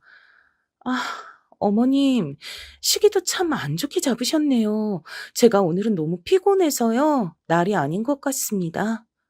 어? 그게 무슨 소리냐? 어머마, 너 어디 아프니? 네, 몸이 좀 안 좋아서요. 아무래도 감기인 것 같아요. 어머님한테 옮기기 싫으니까 이만 가셨으면 좋겠어요. 오늘 말고 나중에, 네? 다음에 다시 오세요. 내가 지금 그 머나먼 길을 지나와서 여기까지 왔는데 너는 문도 안 열어주고 날 이렇듯 문전박대하겠단 거냐? 우리 아들 문석인 지금 어딨냐? 같이 안 있어? 볼일 있어서 잠깐 지방 갔어요, 어머님. 농담하는 거 아니고 저 진짜 피곤하니까요. 그냥 가세요. 뵙기 힘들어요. 예, 예, 잠깐만. 어머마! 당황하신 어머니께선 어쩔 줄 몰라 하셨다고 합니다. 그렇다고 굳게 닫힌 현관문을 열 방도 같은 건 알지 못하셔서 발만 동동 구르고 계셨는데 혹시나 수첩에 저희 집 현관문을 여는 방법이라도 적어 놓으셨을까 해서 그 바닥에 쭈그리고 앉아 수첩을 들여다보셨다네요. 코를 훌쩍이며 집중을 하고 계시는데 현관문 안쪽에서 말소리가 들려왔다고 합니다. 간 거야? 갔겠지? 아니, 엄마. 아직 안 갔어. 앞에 그대로 계신 것 같아. 아, 진짜 노인네. 눈치 없이 뭐 하는 짓이야. 그러게. 귀여운 우리 딸이 오늘같이 컨디션 안 좋은 날에 왜 귀찮은 짓거리를 벌이실까? 며느리 괴롭히러 온 시어미 신보셨다면 진짜 못된 거고. 내 생각엔 아무래도 그런 것 같아. 나 괴롭히고 싶으시니까 일부러 연락도 없이 불쑥 나타나신 거겠지. 아, 나 너무 싫어. 나 이러다가 시골 노인네 혐오증이라도 걸릴 것 같아. 아내가 장모님과 나누는 대화소리가 어머니의 귀까지 들려온 겁니다. 그 대화소리를 듣고 나자 어머니께선 어떻게 해서든 현관 문턱을 넘고 싶어서 간절하게 수첩을 뒤지고 있는 당신 스스로의 모습이 너무나도 초라하게 느껴지셨다고 합니다. 조용히 수첩을 닫아 다시 품에 집어넣으신 어머니께선 혹시라도 제가 금방 돌아올까봐 그 가능성에 기대어 제법 한참을 더 그곳에 계셨다고 합니다. 이른 아침 새벽부터 딱히 제대로 드신 것도 없어서 배는 주려오고 현기증도 나고 있었지만 갑자기 제가 나타나기라도 할까봐 마음 놓고 눈도 못 붙이신 채로 현관문 앞에서 멀뚱멀뚱히 계셨다네요. 그러다가 도저히 안 되겠어서 다시 현관 벨을 눌렀고 안을 호출했지만 아예 작정을 해버린 아내는 이번엔 묵묵부담으로 일관했습니다. 장모님 또한 당연히 마찬가지였고요. 결국 어머니께선 아무 소득 없이 발길을 끝내 돌리셔야만 했습니다. 추워서 떨리기 시작하는 몸으로 무거운 보따리를 드신 채로 그냥 정처 없이 걸으셨대요. 터미널 앞이 아니다 보니까 택시도 안 잡혔다 합니다. 택시가 보여서 손을 흔들어도 요즘 택시는 어찌된 영문인지 멈춰 서주질 않아서 애만 끓였다고 하셨어요. 알고 보니까 죄다 휴대폰으로 미리 부르는 택시들이라 어머니의 손짓을 다 무시하고 지나갔던 겁니다. 금방이라도 기절할 듯 위태위태하게 길을 가시던 어머니를 순찰차가 드디어 발견했었기에 망정이었습니다. 어머니, 죄송합니다. 제가 죄송해요. 어머니한테 이런 수모를 겪게 해드려서 제가 죄송합니다. 제가 불효자예요, 어머니. 아니야. 넌 잘못 없어. 아무 잘못 없어. 우리 아들, 우리 문석인 아무 잘못 없다. 전부 다 이 노망난 늙은 애미가 잘못한 거다. 있었던 일을 알게 된 전 분노로 몸서리치며 사과를 드렸는데 어머니께서 결단코 저에겐 잘못이 없다고 외치셔서 하마터면 그 자리에서 눈물이 나올 뻔했습니다. 파출소에 계신 분들도 어느새 저희 모자의 이야기를 다 듣고 계셨고 다들 한숨을 쉬며 고개를 흔드셨어요. 무슨 그런 경우 없고 예의 없는 며느리와 사돈댁이 다 있냐고 하시면서 악마 같다고 말씀들을 하셨는데 제 생각도 그러했습니다. 아내와 장모님이 제 어머니를 향해 보인 그런 행동은 악마나 할 법한 행동이었죠. 전 분노를 삼키며 우선 어머니를 가깝고 좋은 호텔로 모셨습니다. 집으로 모시고 싶었지만 어머니께서 눈치를 보고 불편해하실 것 같아 오늘은 안 그러는 게 차라리 더 나을 것 같았어요. 그게 어머니를 위한 길 같아 그렇게 했고 깔끔한 호텔을 보신 어머니께선 소녀처럼 기뻐하시며 한박 웃음을 지으셨습니다. 이야, 텔레비에서만 보던 곳이 바로 이런 곳이구나. 정말 멋지다. 안으로 좀 이렇게 훌륭하게도 꾸며놨을까? 근데 우리 아들이 힘들게 번 돈으로 내가 이렇게 누려도 되는 거니? 난 이제 보니까 아무 데서나 자도 되는데. 문서가 난 이런 거 필요 없다. 그냥 머리만 누이고 발만 뻗을 수 있으면 돼. 아니, 그런 것도 필요 없으니까 그냥 시간 맞춰서 내 집으로 내려가면 된다. 교통편만 네가 어떻게 좀 해결해 주겠니? 어머니, 부디 그러지 마시고 오늘은 아무 생각 없이 편히 쉬세요. 절 위하신다면 그래 주세요. 그래도 우리 아들이 힘들게 번 돈으로 내가 어떻게... 아휴, 내가 못 산다. 어머니께선 너무 비싼 곳에서 숙박을 하는 것이 부담스럽다고 하셨지만 곧 피로에 못 이기시고 부드럽고 따뜻한 침대 위에서 잠을 청하셨습니다. 저는 어머니께서 싸우신 보따를 풀고 그 안에 있는 먹거리를 맛봤어요. 배는 안 고팠지만 억지로라도 먹었습니다. 왜 그렇게 눈시울이 시큰하던지요. 그리고 이를 갈며 집으로 향했습니다. 집에 도착하자 장모님께서는 안 계셨고 조용히 TV를 보던 아내가 절 맞아줬죠. 뭐야? 이제 와? 아주 재밌는 하루를 보냈나 보네. 좋았나 봐. 아니, 별로 그렇지도 않았어. 근데 장모님은 안 계시네. 언제 가셨어? 우리 엄마? 집 돌아가신 지 벌써 2시간은 넘었지? 어? 근데 내가 당신한테 얘기를 했던가? 우리 엄마가 여기 왔다고? 뭔가 이상한 점을 눈치챈 아내는 제 쪽을 쳐다봤고 싸늘하게 식은 제 표정에 그제서야 상황이 잘못되었다는 것을 감지했는지 TV를 껐습니다. 어머니가 오셨다면서? 근데 당신하고 장모님하고 우리 어머니를 개무시했단 거 어떻게 된 일이야? 어? 그게 사실이야? 깜짝아. 왜 갑자기 소리를 지르고 그래?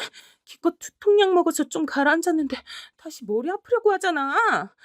왜 어머님 당신한테 다 말씀해 주셨어? 그래서 지금 이러는 거야? 어이없다. 또 당신 유리한 대로만 말씀하셨겠지. 나만 나쁜 년 만드시고. 또라니. 대체 우리 어머니가 너한테 뭘 한 번이라도 잘못을 하신 적이 있기라도 했어? 근데 당신은 왜 이렇게 우리 어머니한테 불만이 많은 것 같아?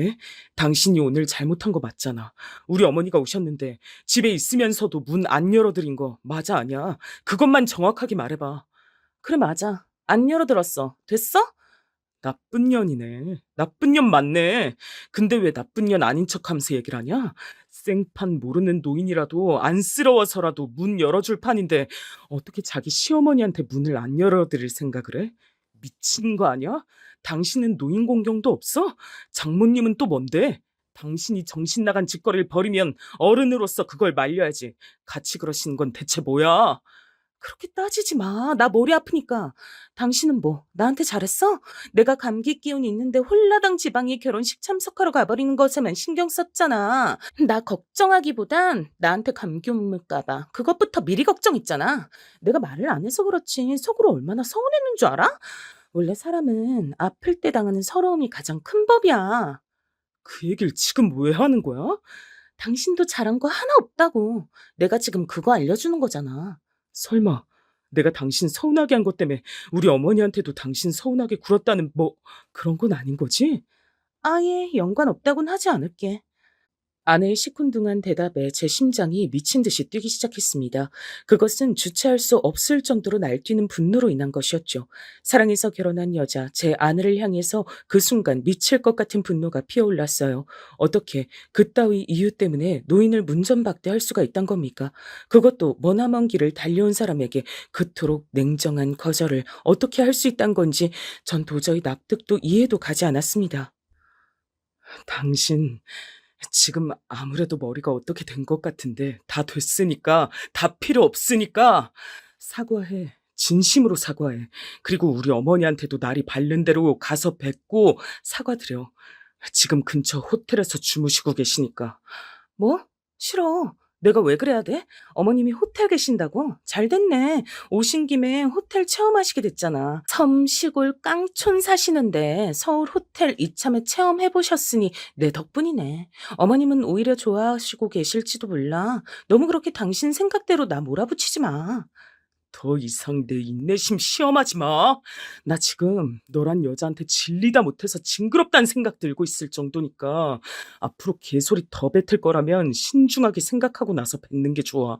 한마디 한마디 뱉을 때마다 그게 나랑 이혼하는 지름길이 될 테니까. 사람이 사람에게 실망하고 사랑이 실망으로 인해 식어버리는 것, 생각보다 별거 아니더라고요. 전 아내의 태도에 따라 언제든 이혼할 수 있다는 결심이 어느새 선 상태였습니다. 그리고 아내는 성질을 꺾고 저에게 사과를 하기는커녕 오히려 더 앙칼지게 나왔습니다. 그렇게 나오면 누가 무서워할 줄 알아? 이혼하기 싫다고 내가 울면서 매달리기라도 할 줄 알았어? 나 솔직히 별로 이 결혼 생활에 대단한 미련 따위 없어. 그니까 나한테 그런 식으로 말하지 마. 몇 년 더 살 것 같지도 않은 늙은 모친 때문에 자기 와이프는 뒷전인 남자, 나도 아주 별로라고 생각 중이니까. 뭐라고? 몇 년 더 살 것 같지도 않은 늙은 모친? 당신 왜 이렇게 말을 막 해? 원래 개념이 아주 희미한 여잔 건 진작에 알아봤지만 이 정도로 엉망진창인 줄은 몰랐다. 어차피 우리 이혼하면 내가 아니라 당신이 더 손해인 거 알지? 우리 언니 하나만으로도 당신 같은 거 이겨. 가치가 달라. 그래서 결국은 잘못한 게 하나도 없으시다. 그렇게나 저급한 짓을 벌여놓고도 조금도 사과할 마음이 없으시다. 지금 그렇단 거지? 나랑 끝까지 어디 한번 해보잔 거지? 해볼 자신 있으면 어디 한번 해봐. 난 내가 잘못이 아예 없다고는 생각하지 않지만 사과할 마음 별로 없어. 나 오늘 너무나도 컨디션이 안 좋았고 아까 특히 기분 나빴어. 내가 그럴 때 하필 찾아오신 어머님도 잘못 있는 거야. 그런 걸 잘못이라고 표현하는 네가 진정한 미친년이다. 그리고 너 같은 여자랑 결혼해서 우리 어머니한테 그런 몹쓸 경험 안겨드린 나도 참 답없는 미친놈이란 생각 드네. 이 미친 결혼 생활 조금도 더 하고 싶지 않아졌어. 이혼하자. 당장 갈라서. 뭐? 지금 진심이야? 진짜 낀다. 이런 일로 이혼 선언까지 하는 거 너무 황당해. 난 누구보다도 진심이니까 너도 부디 진심으로 나랑 이혼 좀 해줘라. 알았지? 그리고 끝까지 우리 어머니한테 사과 안 하겠다면 나도 다 생각 있어. 너 가만 안 둘 거야. 부모가 당한 모욕 앞에서 가만히 있을 수 있는 자식이 세상에 있을까요? 제정신 박힌 자식이라면 가만히 있을 수 없는 게 정상이었습니다. 그래서 전 가만히 안 있기로 했어요. 하지만 아내는 저를 허세 부리는 것으로 봤습니다. 어디 자기와 진짜로 이혼을 할 수 있을지 없을지 보잔식으로 이혼 도장을 먼저 찍어주더라고요. 전 망설임 없이 제 공간에 이혼 도장을 찍었습니다. 그러자 그제서야 아내는 놀란 눈치를 보였죠. 뭐야? 이렇게까지 진심이었어? 전 처음부터 진심으로 화를 내고 있었는데 아내는 그렇게 여기지 않았던 모양이었죠. 그것조차도 절 아주 우습게 보고 있었던 증거 같아서 더 싫었습니다. 이혼 성립까지 아직 시간이 남아 있었을 때 장모님께서 난감한 듯 저에게 연락을 해오셨습니다. 권서방, 사람이 속 좁게 왜 이러나? 대뜸 이혼이라니.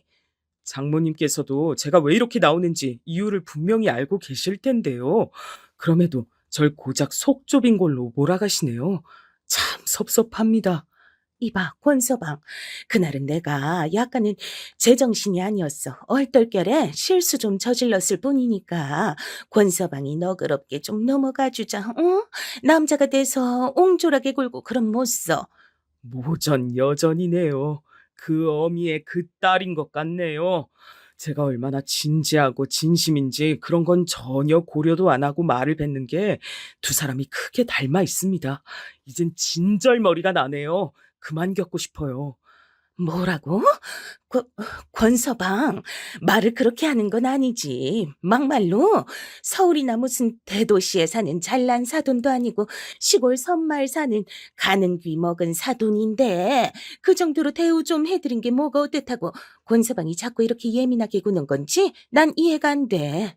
예, 이해하지 마세요. 이해해달라고 장모님께 부탁드린 적도 없습니다. 제가 단호하게 말을 하자 장모님께선 열이 잔뜩 받으셨는지 씩씩대셨습니다. 우리 집안 같은 이 정도로 자기 밥줄 잘 챙기면서 사는 집안하고 다시 연을 맺기가 쉬울 줄 알아? 절대 아니니까 권서방이 그때 가서 땅을 치며 후회해도 나는 모르는 일이야. 그리곤 제 입장에선 전혀 아쉽지 않은 이야기를 남기셨죠. 그걸로 끝인 줄 알았는데 그 다음엔 처형께 연락이 왔습니다. 귀찮아서 안 받았어요. 그랬더니 문자를 남기셨더라고요. 내용은 길었으나 요약을 해보자면 이랬습니다. 네가 감히 내 동생한테 먼저 이혼을 꺼내? 너 후회할 거야. 지금이라도 반성이 된다면 잘못했다고 빌든가. 이런 내용이었는데요. 어쩜 이렇게 이 집안 사람들은 다 비슷할까 싶어 헛웃음이 나왔고 덕분에 조금의 미련도 없어졌습니다. 어머님께는 사실 이혼하게 됐다고 바로 말씀은 못 드렸어요. 당신 스스로 자책하실까봐 알리지 않고 진행했습니다. 그리고 전 진정한 복수에 돌입했죠. 아내가 잘난 척을 할 수 있었던 것, 처가의 핵심, 그건 바로 처형의 사업장이었지요. 전 전문 인력을 고용해서 그 카페가 위치한 동네에 소문을 퍼뜨렸습니다. 헛소문은 절대 아니었고 진짜 있는 내용의 소문이었죠. 처가 식구들이 얼마나 몰상식하고 패륜적인지 한 내용이었습니다. 입소문, 동네 커뮤니티를 통해 퍼뜨리는 소문 등 방법을 가리지 않았습니다. 그리고 위생 신고, 탈세 신고를 넣었어요. 처형이 주먹구구식으로 위생을 관리하면서도 장사 잘 된다고 뻐기고 있는 것 진작에 알고 있었으니까요. 탈세 문제도 당연히 뻔할 뻔짜였고요.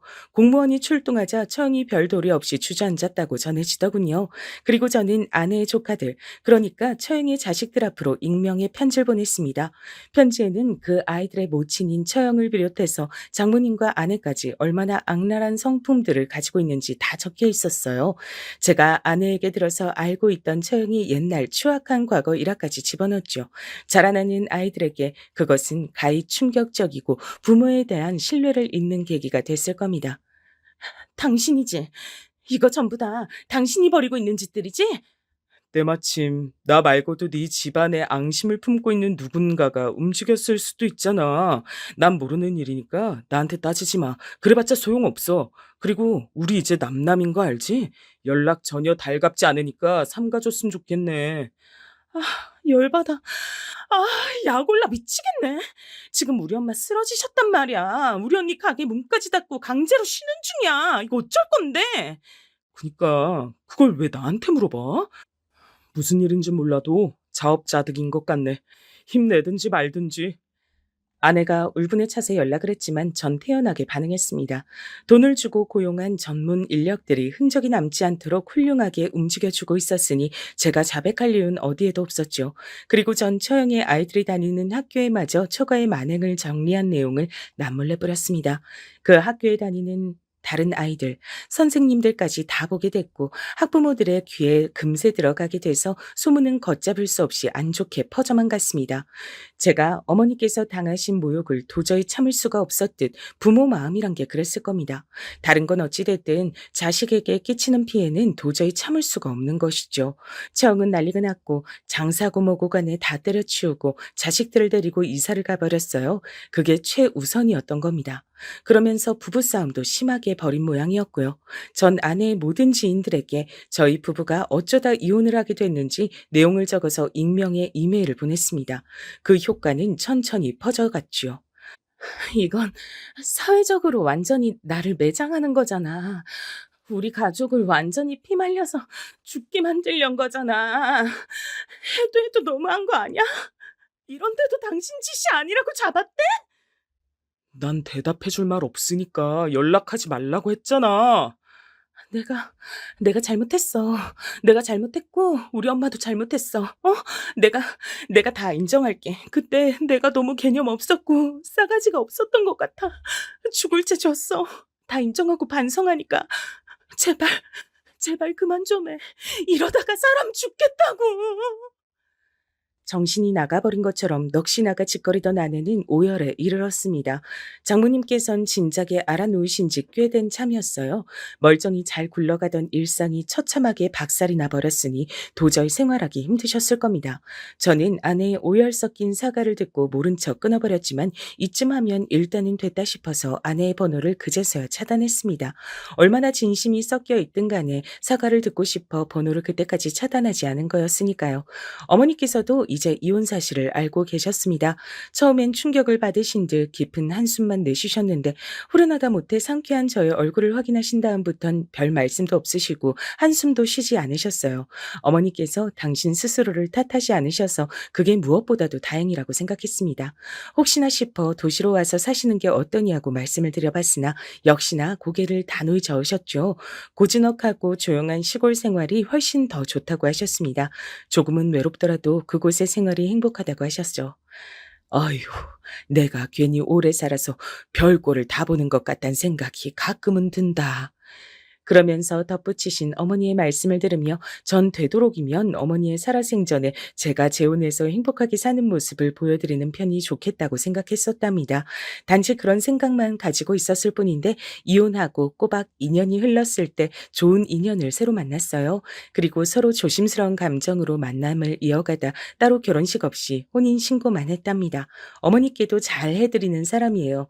뿐만 아니라 사실 모든 어른께 잘하는 사람이죠. 비록 저보다 3살 아래지만 오히려 제가 배울 점이 무척 많아서 늘 존중으로 제가 대하고 있답니다. 저희 두 사람이 지내는 모습을 보며 어머니께선 전에 없이 흐뭇한 미소를 머금게 되셨죠. 결국은 이렇게 되려고 그 길을 돌아왔었나 싶기도 하네요.